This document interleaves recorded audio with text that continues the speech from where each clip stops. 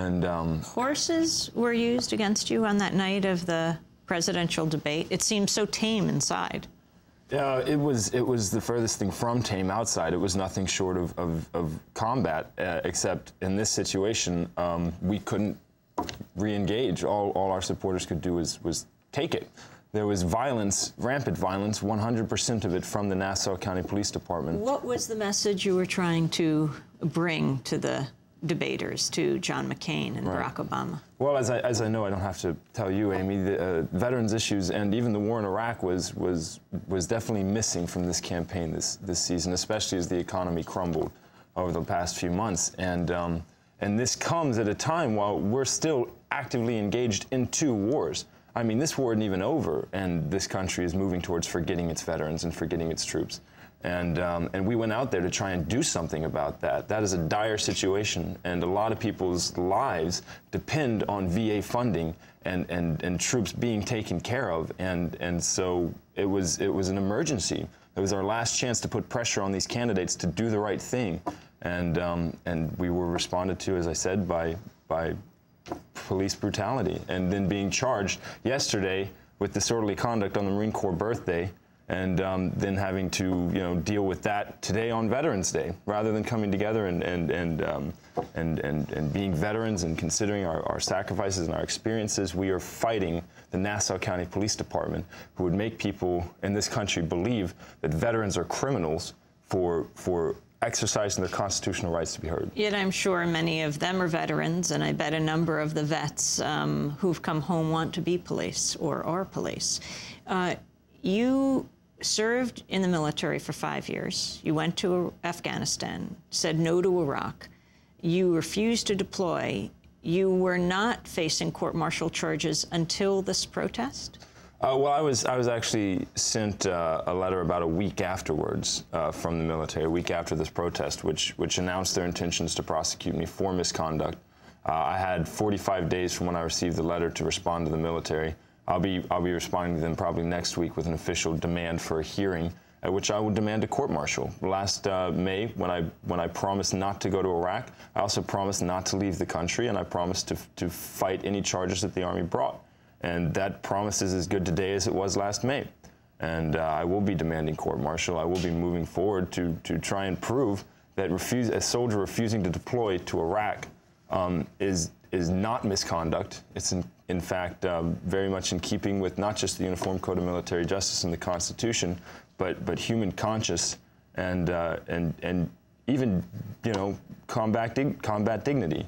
And what's going on right now is so far outside the traditional heroic narrative of war anyway, that we're just having soldiers kept in situations where they're having to engage with an insurgency, and in doing this, literally I witnessed soldiers training to fire at civilian clothed military personnel holding weapons. And Winter Soldier is something that you were playing a little bit earlier here, and that Winter Soldier maybe changed my life. Yeah. When I met Iraq veterans against the war, I was suffering from my call-up orders. I was set to deploy to Iraq just several months after I joined IVAW, and I told them when I first joined, and furthermore I said, I'm totally against this war, I believe it's illegal, but I feel like I have a responsibility to go anyway. And I think that's a sentiment that a majority of soldiers share who are over there. I don't agree with this, I don't believe it's legal, but I feel I have a responsibility to go. And after being questioned so many times, well, if you believe the war is illegal, don't you have a responsibility not to involve yourself? And I said yes, but I could shake that off and say, like, well, I'm just doing this out of the most honorable of intentions.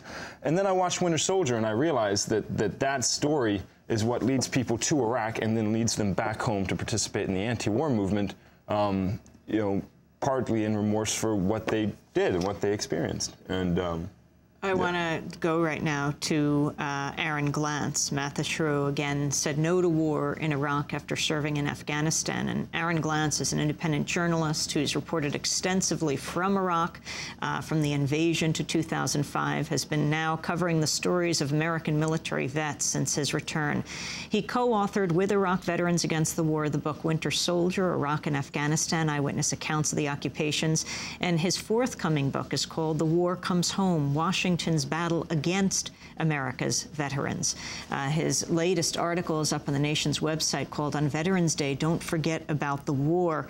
Your numbers, your figures, your statistics, Aaron, are quite remarkable as you talk about the lack of the coverage of war in the headlines and the pain that veterans are suffering when they come home, like suicide. Can you go through those figures?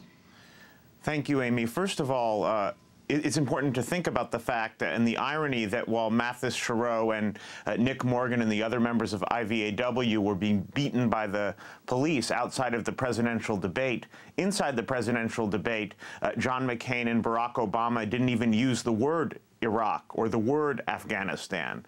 It was like they were forbidden by the FCC.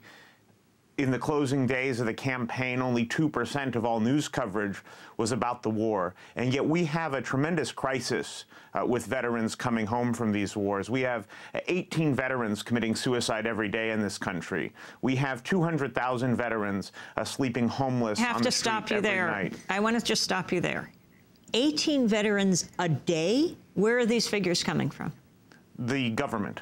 The Department of Veterans Affairs. And in fact, the government tried to cover this up. CBS News was doing an investigation, and there was an internal memo sent by the head of mental health from the VA, and the headline of it was, "Shh, SHH, exclamation point. Don't tell CBS News that 18 veterans kill themselves every day in this country." Keep going on with those figures.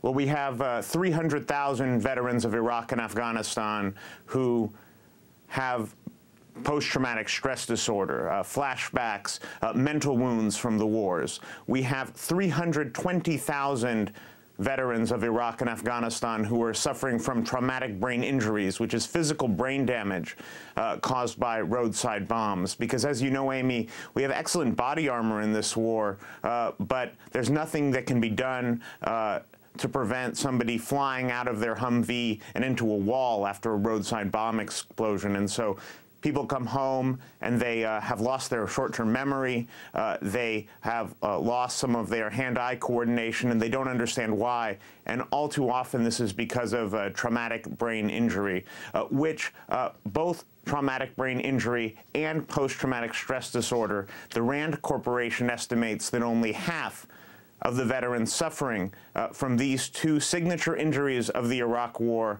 are getting treatment from the Department of Veterans Affairs or the Pentagon. Aaron Glantz, your subtitle of your forthcoming book, War Comes Home, Washington's Battle Against America's Veterans. What do you think is most important right now to take place on this Veterans Day, your message? Then I'll ask Matthis. Well, if you read the article that I wrote in The Nation today, it's on Veterans Day, Don't Forget About the War. We're at a moment in this country where people deeply want to move on. They want to embrace the change that Barack Obama is trying to bring us. They don't want to think about the words that the veterans said at Winter Soldier. They don't want to think about these terrible war crimes. They don't want to think about the fact that 300,000 veterans have come home and filed disability claims with the government. They don't want to think about the fact that perhaps 1 million Iraqis are dead. These are all uncomfortable for us to think about. But if we don't think about them and we don't engage with this question, then we will have a repeat of the disgrace that followed the Vietnam War. And now we have so many Vietnam veterans sleeping homeless on the street. We have so many Vietnam veterans committing suicide. We have so many Vietnam veterans still tortured by their wartime experiences. And now is the time that we can prevent this from happening all over again if we only pay attention and act. Aaron Glantz, I want to thank you for being with us, and Matthis Chiroux as well. That does it for our broadcast. The War Comes Home and Winter